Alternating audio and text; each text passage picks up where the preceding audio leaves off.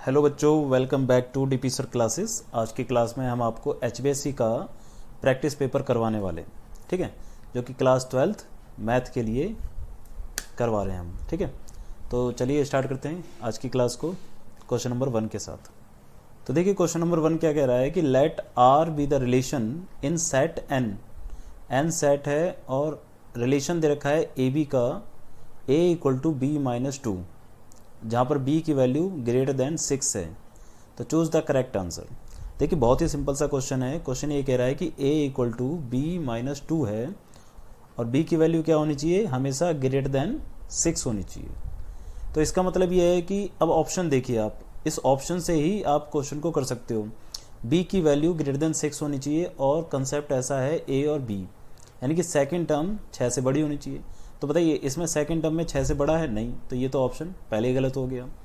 इसमें 6 से बड़ा है, इसमें भी 6 से बड़ा है और इसमें भी 6 से बड़ा है, ठीक है। अब सिंपल सा कंसेप्ट है। अब आप इस वाले क्वेश्चन को देखते हैं, जैसे कि अगर अगर b की वैल्यू आपने 8 रखी, तो अगर यहाँ पर b की जगह हम 8 रख देते हैं तो आपके पास आंसर क्या आता है, 6 आएगा। तो यानी कि a की वैल्यू 6 आएगी, तो आपका आंसर आना चाहिए 6 और 8। बट यहाँ पर क्या है, 8 और 3, तो ये तो गलत हो गया है ना। यहाँ पर है 8 रखने पर 6 आ रहा है, तो ये सही हो सकता है क्या। 7 रखने पर 8 आएगा, चेक कर देते हैं। a इक्वल टू 7 माइनस 2, तो कितना आएगा 5। तो यानी कि a की वैल्यू 5 आएगी जब आप b की वैल्यू क्या रखोगे, 7। तो ये भी ऑप्शन क्या था आपका, गलत था। तो आपका एक ही ऑप्शन सही था कि a की वैल्यू 6 रखने पर b की वैल्यू 8 आएगी, ठीक है। सिंपल सा कंसेप्ट था, इसमें कोई इतना लॉजिक था नहीं। सेकंड देखते हैं। सेकंड कह रहा है tan inverse tan 7 pi by 6, इसकी वैल्यू क्या होगी। अब देखिए tan का जो प्रिंसिपल वैल्यू होता है वो आपको ध्यान रखना पड़ेगा। tan की प्रिंसिपल वैल्यू क्या होती है, tan की जो प्रिंसिपल वैल्यू होती है वो -π/2 से लेकर π/2 के बीच में होती है, ठीक है।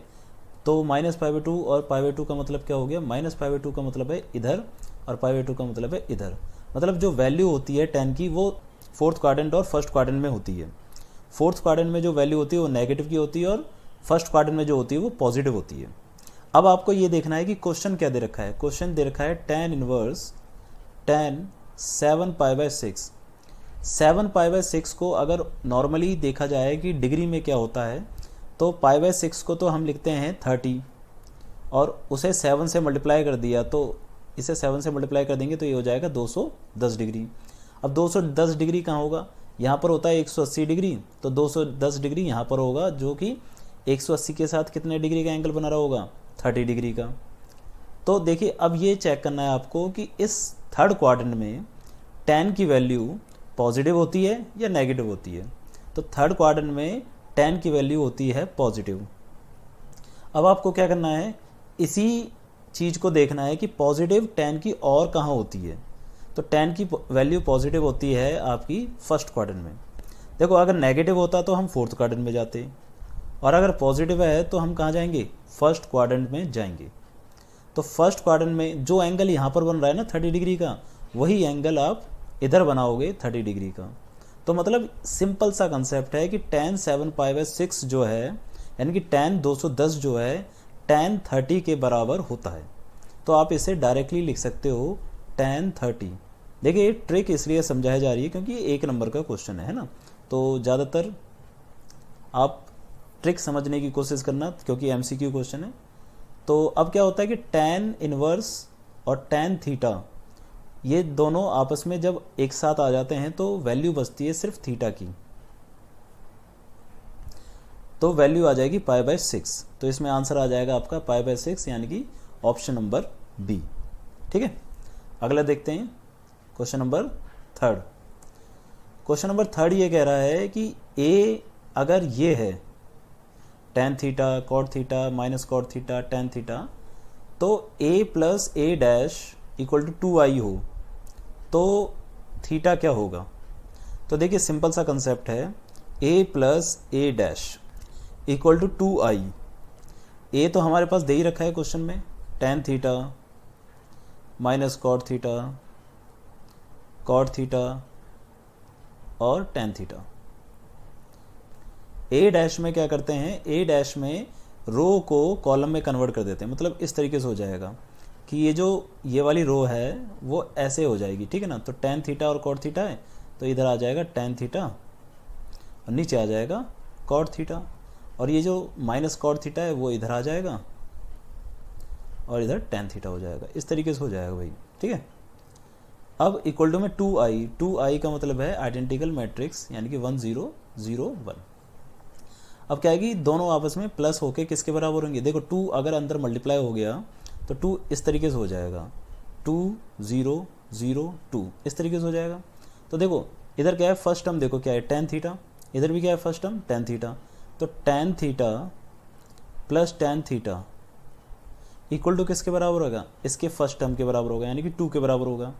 तो tan theta 2 tan theta equal to में 2 से 2 कट गया, तो tan थीटा की वैल्यू क्या आ गई आपके पास 1।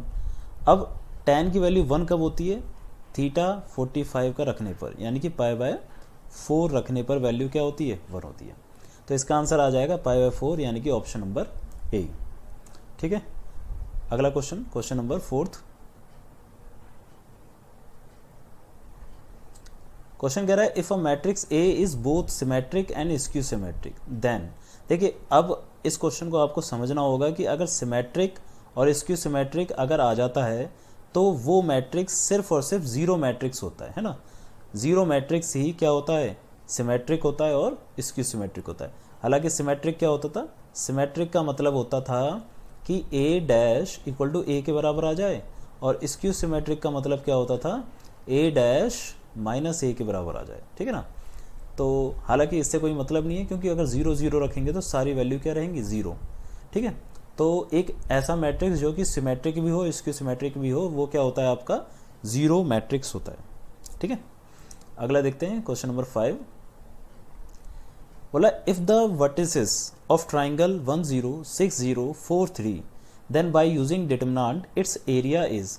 देखिए अगर डिटरमिनेंट का यूज़ कर कर एरिया निकालना होता है तो उसके लिए एक फॉर्मूला होता है, हाफ करके जो भी पॉइंट्स दे रखे हैं उनको लिखना होता है, 1 0 6 0 और 4 3, और साथ में लिख देना होता है 1 1 1। अब इसका डिटरमिनेंट निकाल देना है आपको, हाफ। अब देखो 1 लेते हैं पहले, फिर इससे रिलेटेड रो और कॉलम चले जाते हैं। तो 0 को अगर 1 से मल्टीप्लाई करेंगे तो 0 आएगा, और माइनस करके 3 को 1 से मल्टीप्लाई करेंगे तो माइनस का 3 आएगा। फिर प्लस का, अब देखो बीच वाली टर्म लेते हैं, साइन चेंज करते हैं, बट बीच वाली टर्म में क्या है 0 है, तो अब इसको ले लेंगे सीधा 1। तो प्लस का 1, और ये लाइन गई और ये लाइन गई, तो बचेगा 6 - 3, 6 × 3 18, माइनस करके 4 × 0 यानी कि 0। तो ये हो जाएगा हाफ -3, क्योंकि 0 - 3 1 से मल्टीप्लाई हो गए, और प्लस का 18, तो ये हो गया हाफ 15। तो ये आ गया 15/2 स्क्वायर यूनिट। अब ध्यान रखना एरिया निकालना है तो वैसे भी ये क्या आता, पॉजिटिव ही आता। तो इसका आंसर हो जाएगा 15/2 स्क्वायर यूनिट, यानी कि ऑप्शन नंबर सी, ठीक है। क्वेश्चन नंबर 6 देखते हैं। क्वेश्चन नंबर 6 ये कह रहा है if y equal to x log x then d²y/dx² is equal to, है ना, कि अगर y की वैल्यू आपको किसके बराबर हो, x log x के बराबर हो, तो उसमें d²y/dx² की वैल्यू क्या होगी। बहुत ही सिंपल सा कंसेप्ट है, कंसेप्ट के अकॉर्डिंग बस आपको डबल डेरिवेटिव कर देना है। सिंगल डेरिवेटिव क्या होगा इसका, dy/dx। अब इसमें कौन सा फॉर्मूला लगेगा, u × v। तो u × v का जो रूल होता है वो ये होता है, u का derivative into v plus v का डेरिवेटिव। तो u का मतलब x का डेरिवेटिव इंटू में log x plus u as it is, यानी कि x एज इट इज़, और log x का derivative dy/dx equal to x dash, यानी कि x का डेरिवेटिव क्या होता है 1, तो ये बचेगा कितना log x प्लस x, और log x का क्या होता है 1/x, ये कट जाएगा, तो आपके पास क्या आ जाएगा log x प्लस का 1। ये तो आपके पास आ गया dy/dx। अब आपको क्या करना है, डबल डेरिवेटिव करना है, तो डी स्क्वायर वाई अपन में डी एक्स स्क्वायर करना है। तो लॉग एक्स का डेरिवेटिव क्या होता है, ये तो अब सिंगल टर्म है ना, तो लॉग एक्स का डेरिवेटिव 1/x और 1 का क्या हो जाता है 0, ठीक है। तो आपकी वैल्यू क्या आ गई 1/x, यही आपका आंसर हो जाएगा। तो इसमें ऑप्शन क्या है आपका, ऑप्शन नंबर ए। अब देखते हैं अगला क्वेश्चन, ठीक है। Question number 7th, question 7th ये कह रहा है कि anti derivative of this √x + 1/√x। देखिए एंटी डेरिवेटिव का मतलब क्या होता है, एंटी डेरिवेटिव का मतलब होता है इंटीग्रेशन। इंटीग्रेशन को ही एंटी डेरिवेटिव कहते हैं, ये ध्यान रखना आप, ठीक है। अब आपको क्या करना है, √x + 1/√x का क्या करना है, इंटीग्रेशन करना है। तो देखिए √x तो एज इट इज़ ऊपर लिखा हुआ है, बट ये वैल्यू नीचे लिखी हुई है। तो इसको करने के लिए क्या करेंगे, पहले √x को as it is dx plus, अब इस 1/√x को लिख सकते हैं 1/(x⁻1/2)। अब कोई भी वैल्यू अगर डिवाइड में होती है और अगर उसको ऊपर ले जाना होता है तो पावर नेगेटिव हो जाती है। तो ये हो जाएगा आपका x⁻1/2 dx और ये हो जाएगा आपका x⁻−1/2 dx। अब इसका इंटीग्रेशन हो जाएगा। इंटीग्रेशन में क्या होता है, पावर प्लस हो जाती है और उतना ही डिवाइड में आ जाता है, यानी कि x⁻1/2 + 1/(1/2 + 1) प्लस ऐसे ही x⁻−1/2 + 1 और -1/2 + 1 और प्लस का c। अब यहाँ पर क्या होगा, x की पावर कितना हो जाएगा 3/2 डिवाइड बाई 3/2 प्लस x⁻−1/2 और +1 कितना हो जाएगा 1/2 अपॉन में 1/2 + c। अब ये वैल्यू ऊपर चली जाएगी तो ये हो जाएगा 2/3 x⁻3/2 plus 2x⁻½ plus c। अब देखिए x की पावर जो हाफ होती है उसको क्या लिख सकते हैं, वैसे रूट लिख सकते हैं, बट ऑप्शन आपका ऐसे ही है 2/3 x⁻3/2। तो देखिए 2/3 कहाँ पर है, ये नहीं है, ये है 2/3 x⁻2/3 है, तो यहाँ पर हमारा 3/2 है, तो 3/2 ये रहा, तो ऑप्शन हो जाएगा आपका सी। अगला देखते हैं question number 8th। Question number 8th कह रहा है EX 1/x - 1/x²। इसका आपको क्या करना है, इंटीग्रेशन करना है। देखिए इसमें जो फॉर्मूला लगेगा आपका वो लगेगा EX fx प्लस f' वाला फॉर्मूला यहाँ पर लगेगा, जिसकी जो वैल्यू होती है, इसकी जो वैल्यू होती है वो होती है directly EX fx plus c। यानी कि इसका मतलब ये है कि पहले टर्म का अगर डेरिवेटिव करोगे वो दूसरे टर्म के बराबर होता है, यानी कि fx का डेरिवेटिव ये है ना। तो ऐसी कंडीशन में आप डायरेक्टली ये फॉर्मूला लगा सकते हो कि EX fx, यानी कि पहले वाले को EX से मल्टीप्लाई कर दोगे, यही आपका आंसर हो जाएगा। अब देखिए इसमें भी बिल्कुल यही हो रहा है। अगर 1/x का डेरिवेटिव करते हैं तो 1/x का डेरिवेटिव होता है -1/x², ठीक है। तो ये वाला इस वाले के डेरिवेटिव के बराबर है, ठीक है। तो डायरेक्टली इसका आंसर क्या हो जाएगा, EX fx की जगह पर क्या लिखा जाएगा 1/x + c, यानी कि EX अपॉन में x + c, ये आपका आंसर हो जाएगा। चेक करिए कौन सा है, EX अपॉन में x + c है ना, ये स्क्वायर है, ये माइनस है, ये भी माइनस है, तो ऑप्शन हो जाएगा आपका B EX अपॉन में x + c, ठीक है। अगला देखते हैं क्वेश्चन नंबर 9। क्वेश्चन नंबर 9 ये कह रहा है इंटीग्रेशन करना है -1 अपॉन में 1 का और x⁵ dx। अब सिंपल सा कंसेप्ट है, लिमिट आ गई है यहाँ पर, बट लिमिट से पहले आपको इंटीग्रेशन ही करना है।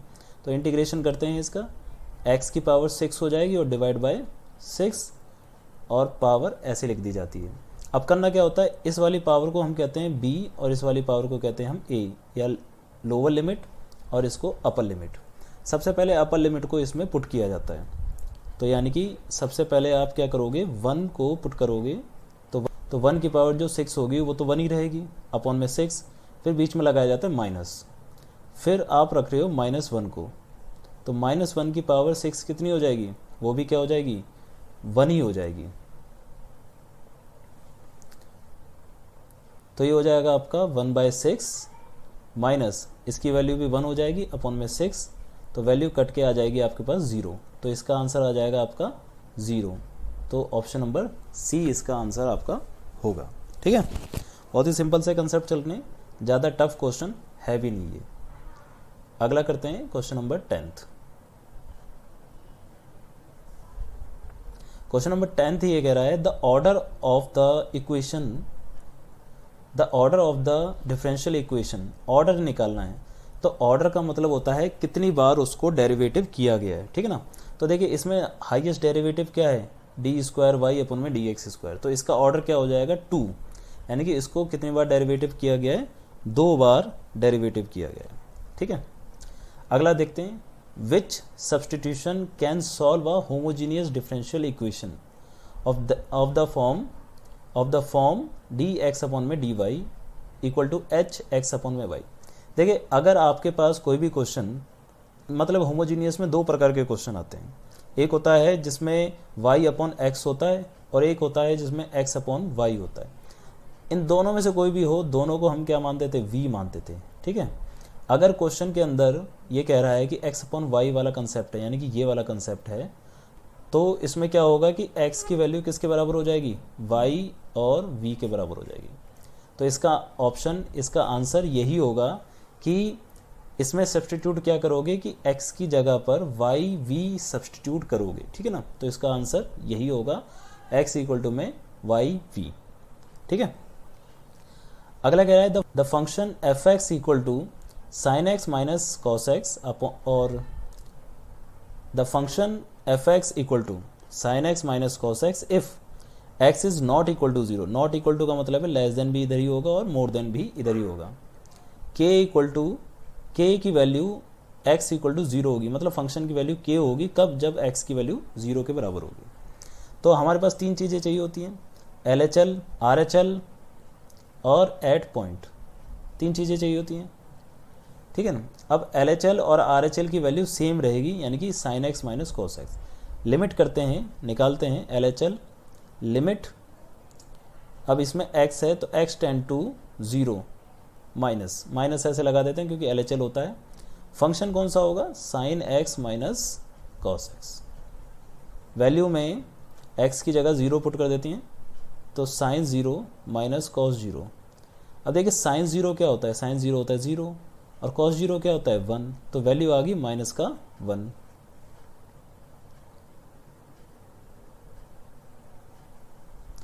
अब फिर एट पॉइंट निकालते हैं, क्योंकि RHL तो सेम ही रहेगा, है ना। एट पॉइंट निकालते हैं, एट पॉइंट पे जो वैल्यू है वो क्या है, k है ना। सिंपल सा कंसेप्ट है इसमें। अब क्या होता है कि क्वेश्चन में कॉन्टिन्यूस दे रखा था 0 पर, तो कॉन्टिन्यूस के कंसेप्ट में क्या होता है कि LHL, RHL और एट पॉइंट तीनों आपस में क्या होते हैं, इक्वल होते हैं। अब यहाँ पर क्या है कि हम क्या कर देंगे, LHL की वैल्यू हमारे पास क्या है, -1, तो LHL और RHL की वैल्यू -1 और k की वैल्यू एट पॉइंट पर क्या रहेगी, k। तो k की वैल्यू क्या आ गई आपके पास, -1। सिंपल सा कंसेप्ट है। ठीक है, तो इसमें आंसर क्या हो जाएगा आपका, k की वैल्यू -1। ठीक है, अगला कह रहा है 13, if a line has direction ratio 2, -1, -2, then what are the direction cosine, then what are its direction cosine. Direction cosine क्या होंगे, देखिए बहुत ही सिंपल सा है। डायरेक्शन रेशियो अगर दे दिया जाए तो डायरेक्शन कोसाइन आराम से आप निकाल सकते हैं।